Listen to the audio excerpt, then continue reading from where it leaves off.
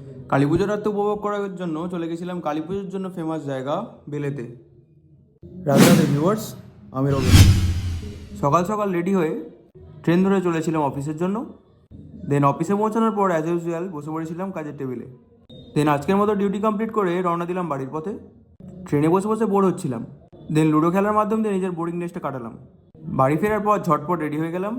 দেন bike নিয়ে বেরিয়ে পড়লাম 3টে লুচ্চা লাফাঙ্গার সাথে, যাদের নিয়ে প্রায় প্রত্যেকটা জায়গাতেই আমি যাই। দেন বেলেতে ঢোকার পর আমরা প্রথম প্যান্ডেল এইটা দেখেছিলাম। দেন প্যান্ডেলের বাইরে দেখি খুব ঝাঁকুনাকু সব ডান্স চলছে। দেন ওখান থেকে বেরিয়ে চলে গেলাম আর একটা প্যান্ডেলে, যেখানকার প্যান্ডেলের থিম ও মায়ের মুখ ছিল দেখার মতো। আর এই যে আমি আর আমার ইনোসেন্ট বন্ধু।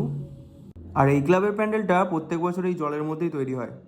কিছুক্ষণ পরে দেখতে পাই যেখানে হাওড়া তৈরি হয়েছে। প্রথমে ভাবছিলাম বেলেতে হাওড়া কোথা থেকে এলো, তারপর দেখলাম এখানকার থিমই হচ্ছে হাওড়া প্ল্যাটফর্ম। প্যান্ডেলের ভেতরে যাওয়ার পর দেখতে পেলাম এখানে আজ তো একটা প্ল্যাটফর্মকেই বসানো রয়েছে। যেখানেই যাচ্ছি সেখানেই দেখি সব নাচ গান চলছে। বিগত কয়েক বছর ধরেই আমি বেলেতে ঠাকুর দেখতে আসছি, আর এখানকার প্রায় প্রত্যেকটা ক্লাবেরই পুজো প্রায় দেখার মতো হয়। তো তোমাদের সবাইকে সাজেস্ট করবো, যারা এখনও বেলেতে কালী পুজো দেখতে যাওনি তারা অবশ্যই বেলেতে গিয়ে ঠাকুর দেখে আসো। তোমাদের মুড অবশ্যই রিফ্রেশ হয়ে যাবে। দেন আজকের মতো শেষ প্যান্ডেলটা দেখে মাকে দর্শন করে চললাম বাড়ির পথে। তোমরা প্রত্যেকে খুব ভালো দেখো, আর প্লিজ আমি ফলো করো। হরে কৃষ্ণা।